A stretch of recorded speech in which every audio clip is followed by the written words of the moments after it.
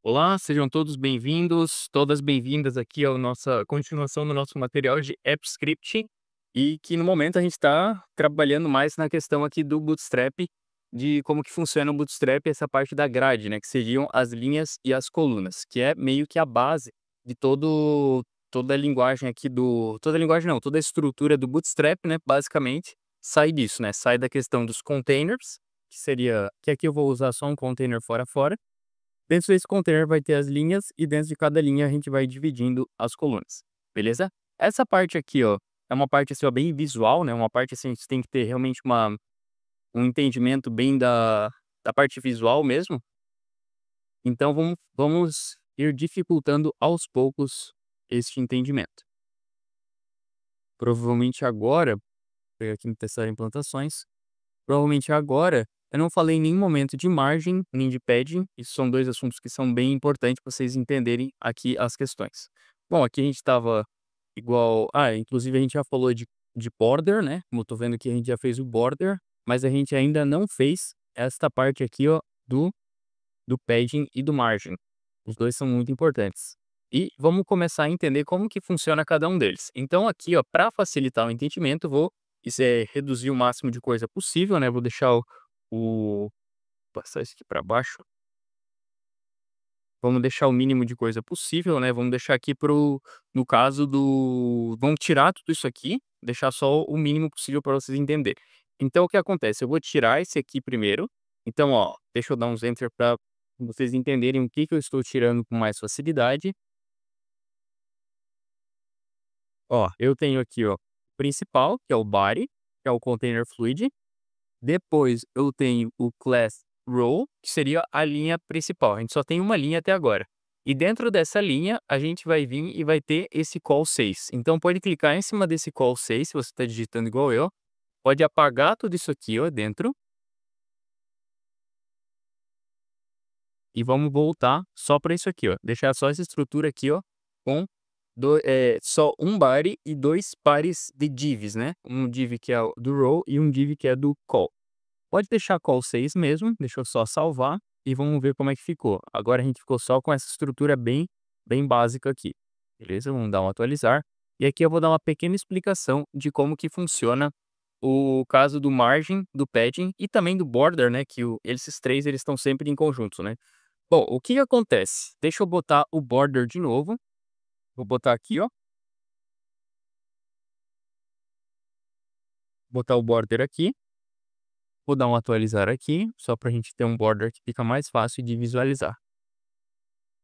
Aqui, ó, a gente já tem um border. Então, aqui não sei se no vídeo tá aparecendo, né? Eu acho que foi até por isso que eu coloquei border mais largo, né? Então, eu vou colocar o border mais largo aqui também. Se eu não me engano, foi assim que eu fiz antes.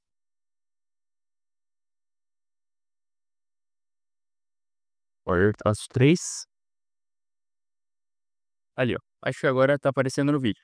Então, o que acontece? Vocês percebem que ele tá totalmente encostado lá em cima, nosso elemento, né? Nossa coluna 6. Vou até dar um inspecionar aqui e clicar em cima dela. Ó, se você ver aqui do lado, você vai ver que ela tá aqui, ó, tá o nosso call 6. E ele tem esse border 3. Mas vocês reparam que ele tem um cantinho amarelinho e um cantinho verdinho. Esses dois cantinhos, eles significam o padding e o margin. E quando que se usa um, quando que se usa outro? De modo geral, você vai sempre meio que ir testando um ou outro para realmente entender o que que tu quer. Mas vamos facilitar, vamos fazer de uma linguagem técnica, mas eu confesso que até eu, às vezes, tipo, eu tô fazendo alguma coisa, às vezes eu tenho que tentar um para ver se ficou bom, tentar outro para ver se ficou bom, até realmente descobrir. Mas é sempre importante entender que o margin e o padding, eles são para espaçamentos. Só que o padding, ele é um espaçamento dentro do elemento e o margin é quando ele afasta os elementos de fora. Vamos explicar com exemplos que vai ser mais fácil. Como eu estava te falando, aqui eu vou botar em cima do row, você pode perceber que nesse momento o row ele está encostado no topo do body. Então, quando ele está encostado, quando você tem essa palavra que você percebe assim, ó, tá encostado ou tá muito afastado, você está se referindo a mar. Mas como eu disse, não é algo que você tem que memorizar não. Você aos poucos você vai se habituando e tem hora que tu testa um, testa outro. Bom, Só que daí vem a questão, aqui eu só tenho 2 elementos, né, é bem simples, né, porque eu só coloquei linha e coluna. Aí você, com o tempo, você vai começar a perceber assim, ó, tá, mas eu vou colocar a margem na linha ou na coluna? Ou eu vou colocar entre uma coluna e outra, entre qual linha que eu coloco margem para cima ou para baixo, que vocês vão ver que isso vai começando a ficar complexo depois. Nesse caso, você pode perceber assim, ó, eu tenho a coluna col 6 aqui, ó, col dividido no meio, e ela tem um border, e tem aqueles risquinhos, o amarelinho em volta, como vocês podem perceber ali, e eu tenho o verdinho de um lado e de outro. Só que isso são características da coluna e não da linha.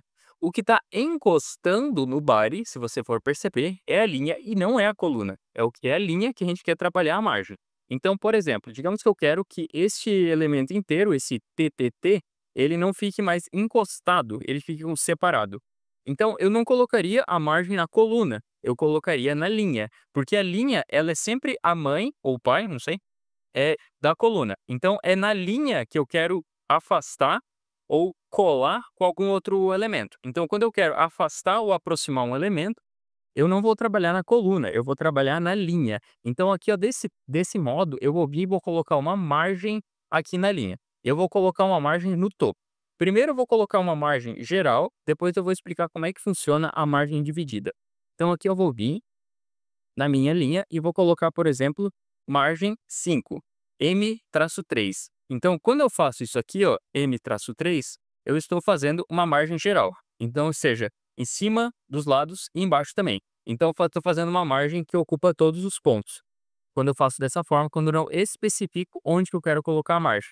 Na próxima etapa, eu vou mostrar para vocês como é que explico em qual ponto que eu quero que a margem esteja. Então, aqui eu vou dar um atualizar. Ó, agora você pode perceber que ele não encosta mais, agora ele está afastado. Eu vou dar um inspecionar aqui. Só que olha só, aqui, ó, repare que ele continua do mesmo jeito. Claro, é difícil lembrar, né? Mas se você perceber, tanto em volta quanto os dois risquinhos verdes do lado, você percebe que eles estão exatamente iguais. Só que eles mudaram. Por quê? Porque o que eu tô com o cursor agora em cima é na linha, desculpa, é na coluna e não na linha. E eu fiz essa ação na linha. Então, se eu colocar aqui em cima, você vai perceber que esse laranjado ali, ó, ele tá todo espaçado, né, tem toda uma estrutura empurrando tudo para o lado e automaticamente o próprio elemento se desce também.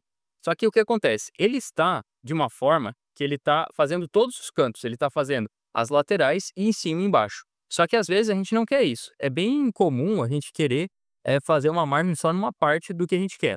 Se você quiser olhar aqui do lado, o DevTools, que é essa estrutura, toda essa estrutura aqui da direita que vocês estão vendo agora, é o chamado Chrome DevTools, que seria as ferramentas de desenvolvimento para quem está mexendo aqui com o Google Chrome, beleza? Claro que você pode desenvolver no Google Chrome e vai funcionar nos outros lugares também, aí, desde que você respeite certas regras que eu vou explicando ao decorrer do tempo. Mas essa regra que eu estou mostrando aqui, ela vai funcionar em qualquer lugar, tá? Independente do navegador. Bom, e aqui a gente tem essa colinha aqui, ó. Por enquanto eu não tenho padding, mas você percebe que eu tenho o elemento, ó, tô com o cursor aqui em cima do elemento, que ele é azul, e a gente tem a margem que fica aqui fora. Então essa margem, que a gente está agindo em cima dela nesse momento, a gente está empurrando tudo pro lado pela margem. E aqui a gente não tem a borda, só que você pode vir pensar, não, mas a gente não colocou borda traço 3 ali agora há pouco? Bom, mas essa borda que a gente colocou na coluna e não na linha. Geralmente se faz isso, tá? Borda ou efeito de cor, coisa assim que você quer que realce, geralmente você faz na coluna e não na linha. E quando você quer que aconteça na linha, o que acontece muitas vezes, você vai fazer uma linha que seja uma única call, que é o que eu expliquei na aula anterior, que é simplesmente row e call, que é bem semelhante ao que eu tenho aqui, só que ao invés de ser traço 6, seria só call sem nenhum traço. Sem traço nada, só call mesmo. Beleza? Então aqui, ó, vocês podem perceber, é um exemplo de margem, só que essa é uma margem que pega todos os pontos. Agora eu vou mostrar como é que faria uma margem que pega só em cima. Então, ao invés de eu botar M3, eu boto MT3, beleza? Que é a margem no topo.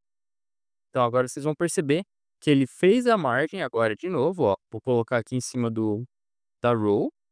Ó, coloquei em cima da row e percebe que esse laranjado, ele tá só em cima, ele tá só empurrando a parte de cima. A parte dos lados e a parte de baixo, ele não tem efeito. Por quê? Porque eu estou utilizando o MT3 e não mais o M3. Eu também posso fazer algo combinado. Primeiro eu vou mostrar todos eles. Então a gente tem o MT3, o MB3, que seria bottom. Então seria B é o de baixo, o T é do topo, tá? Então agora eu vou colocar só embaixo. Não vai ter efeito nenhum porque não tem nenhum elemento sendo empurrado para baixo no momento. Então não vai ter efeito nenhum. Mas o laranjado continua ali, ó. Vocês podem perceber que o laranjado tá ali embaixo, beleza? Ok. E agora eu tenho os outros para os lados. Só que aqui, em vez de usar esquerda e direita, se coloca início e final. Então aqui, ó, eu posso colocar M at 3, ou seja, margem no início, margem start.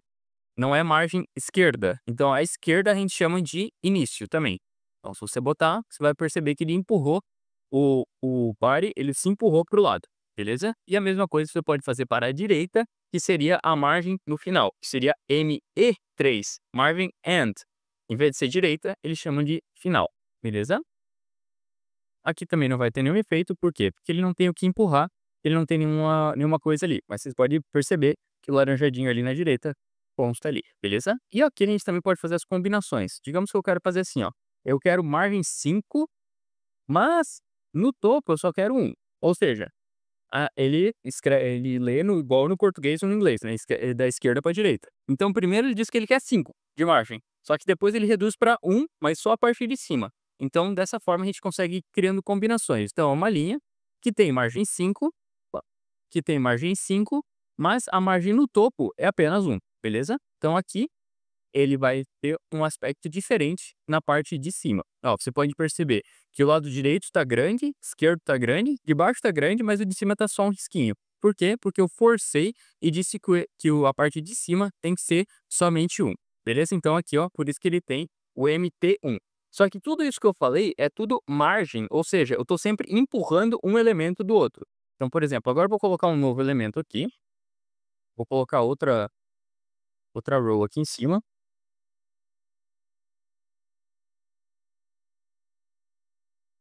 Vou colocar outra call aqui. Tá?